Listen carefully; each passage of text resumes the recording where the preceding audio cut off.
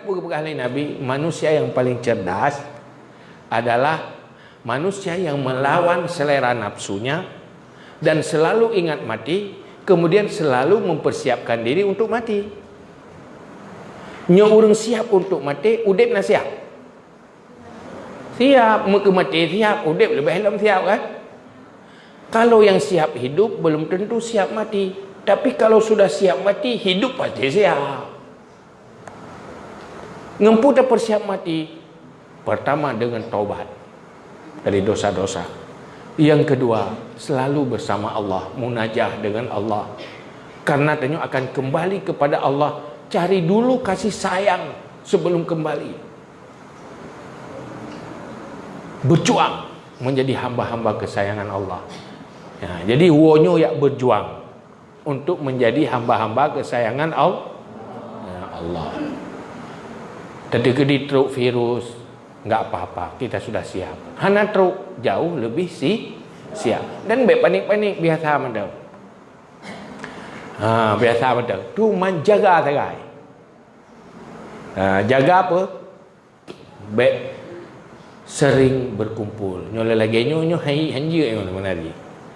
Takut nak kawan kenang baru je, mak baru je, kenang baru je lau. Maka jaga bersih.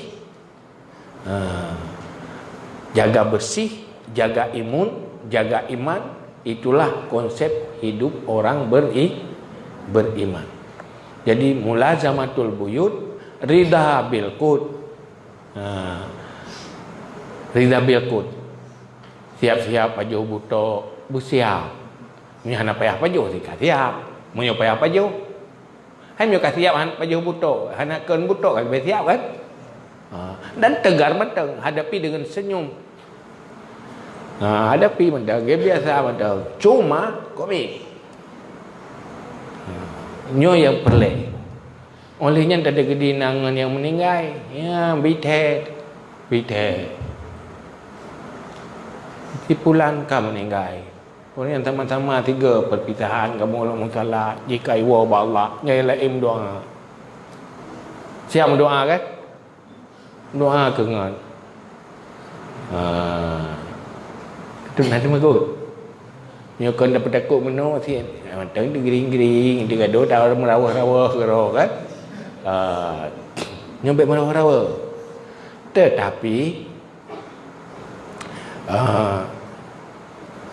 yang kana tak kalen menyon adanya pelindung oleh Allah, insya-Allah selamat.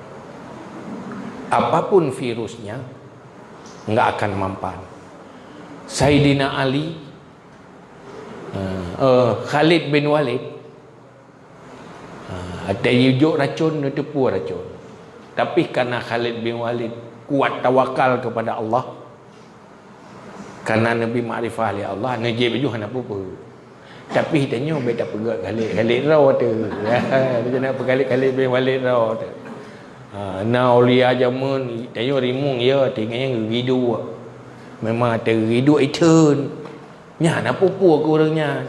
Nya tanya baik rencana ayat gidu peringat tu. Kalau kita tak puas ulia raw tu. Golong perut kenai dia. Itu yang biasa aja pada. Biasa aja pada. Jaga, iaitu hindari kerumunan, baiklah berinteraksi, kecuali kamu hajat tak berinteraksi, jaga bersih diri. Kalau merupakan orang ramai yang bajai yang rahu bagahayu, jarur rahu bagahayu. Munyohana alhamdulillah, munyona pagri.